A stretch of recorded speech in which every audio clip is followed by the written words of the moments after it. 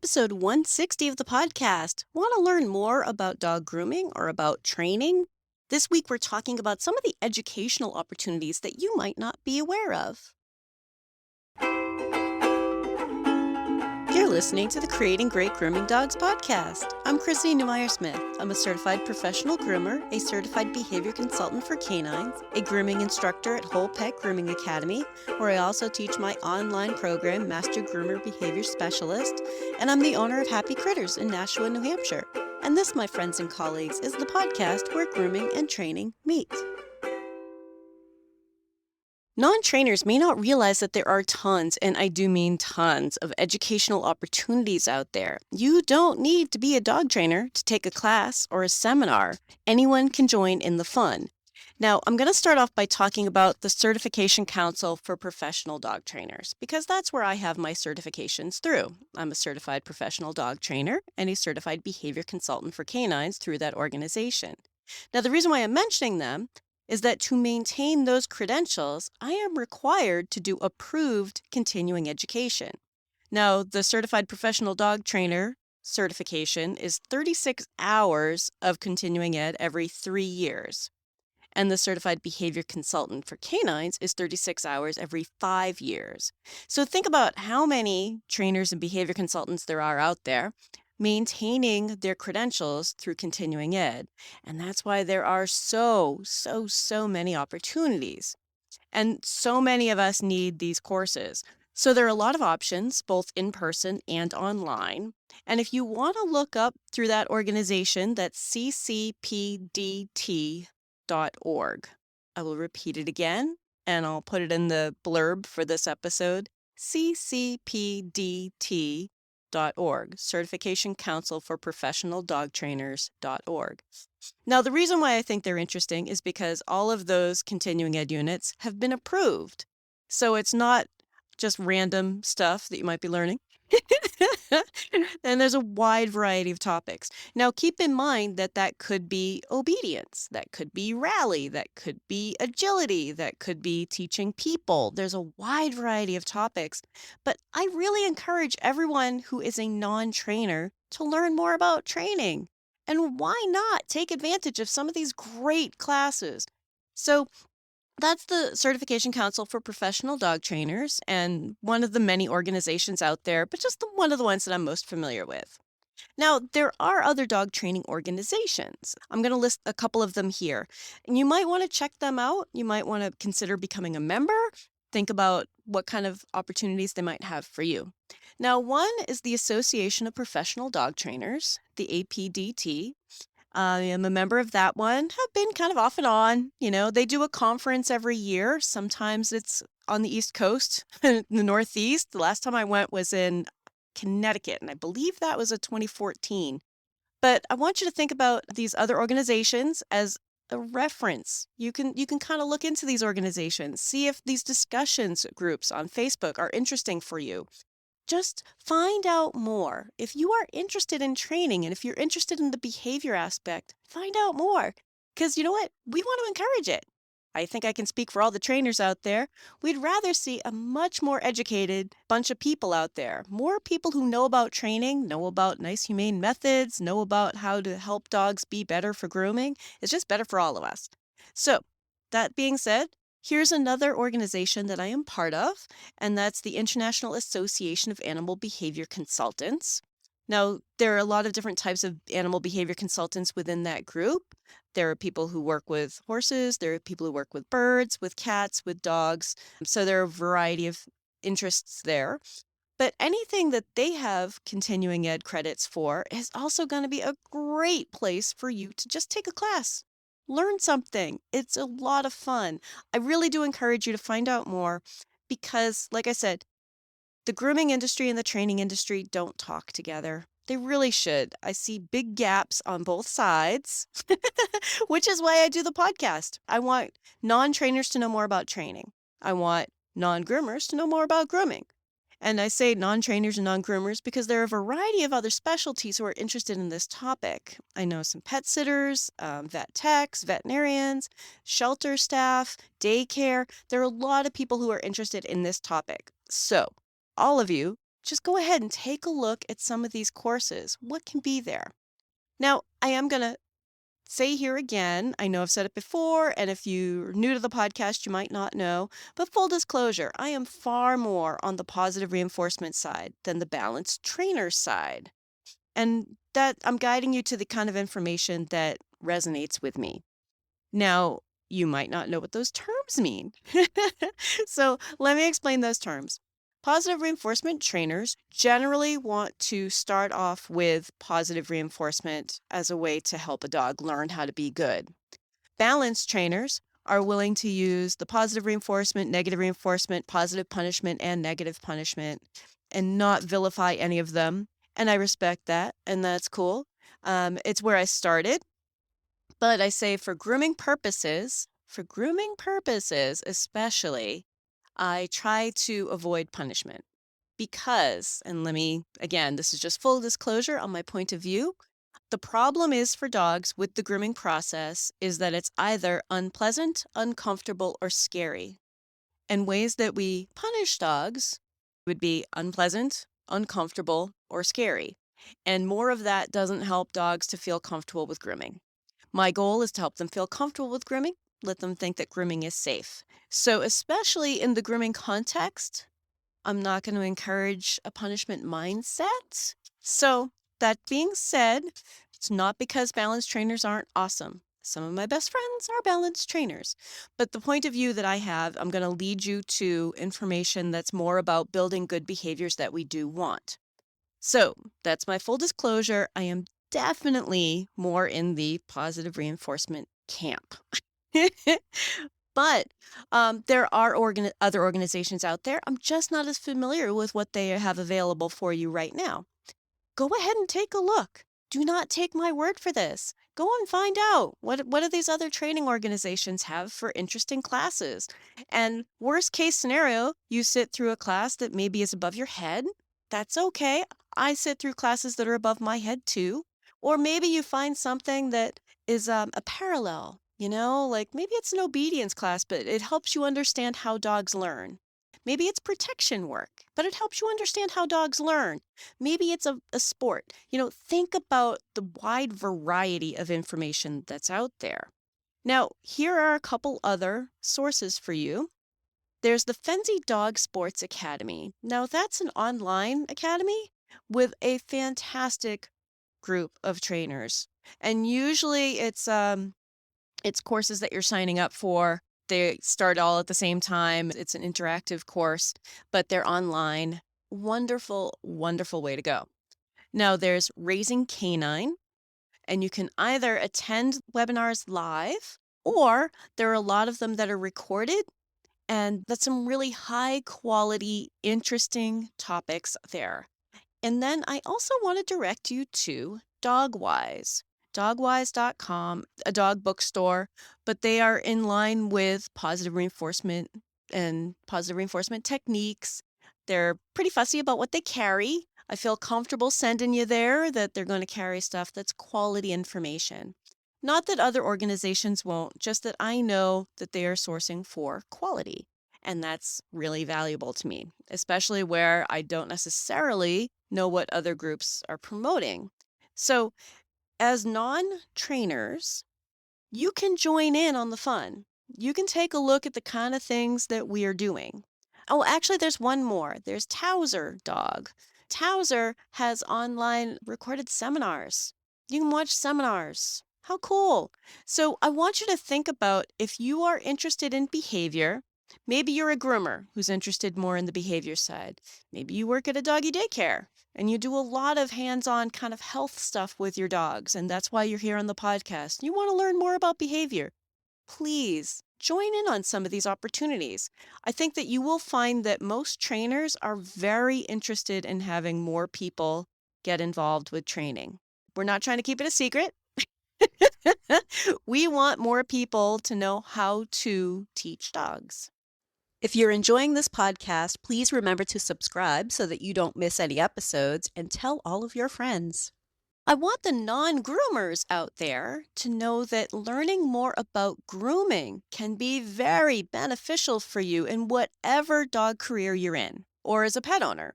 But learning more about the grooming process, especially if you are trying to help dogs be good for the grooming process. Now, I know that when I word it that way, it sounds very, very obvious. But I find that it's really not that obvious. I have so many people who are so convinced that they're helping dogs be better for grooming without ever looking at the way that dogs are groomed, without looking at the process, without looking at the place, the things, the tools, the way things work. And one of the ways that you can easily find out more about that would be to just visit a groomer. Talk to some local groomer. If you are a non groomer, maybe you're a trainer or a doggy daycare, this is a way to get to know another business, to refer back and forth, to help each other out. But also, you can watch how grooming works. You can start to understand what these dogs are expected to do, what these dogs are likely to have to put up with.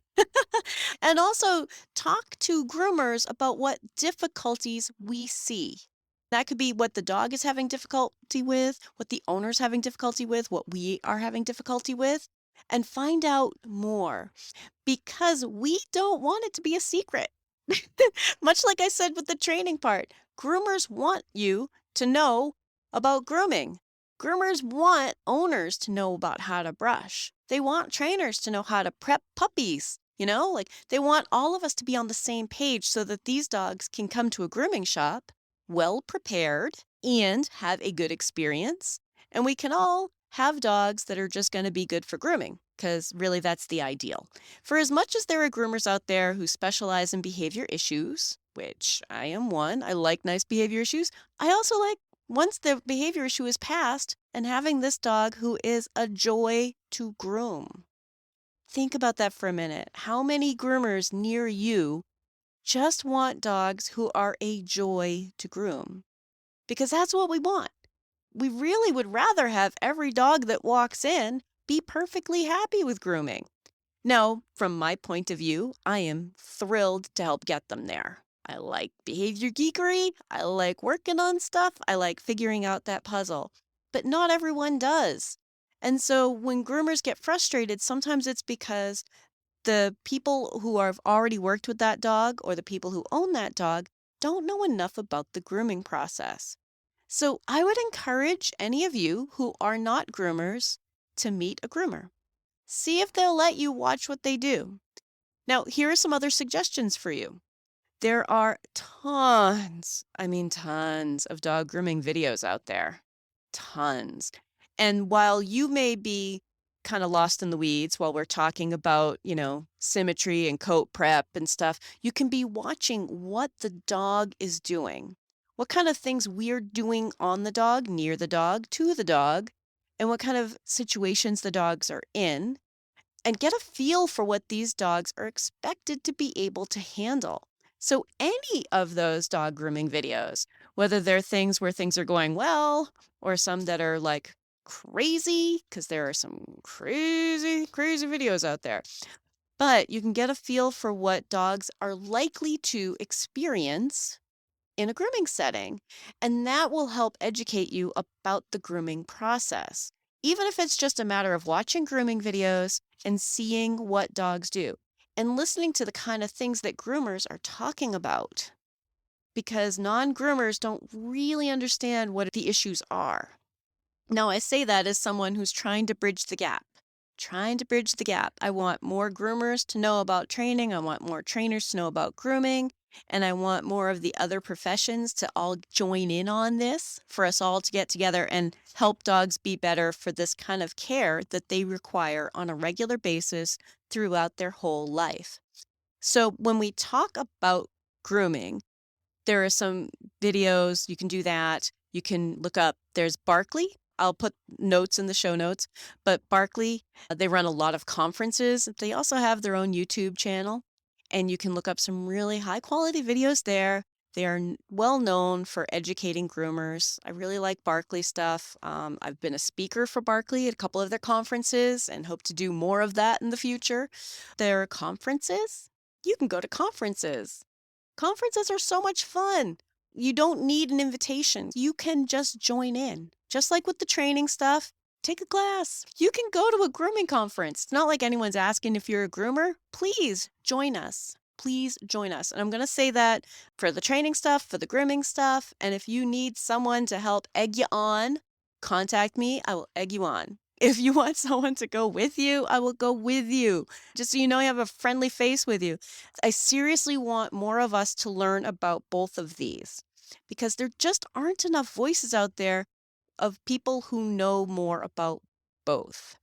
And the problem is that there are trainers trying to solve problems that aren't really the problems that groomers have or that aren't really the problems that the dogs are having. So if you don't understand the problem, you can't come up with a good solution. And then there are groomers who are trying to solve problems with some really shaky science. Stuff that we did back in the 1900s, it doesn't apply anymore. There's a lot of stuff that I see that's very outdated or mislabeled. Good God, if I could go on and on about the mislabeling.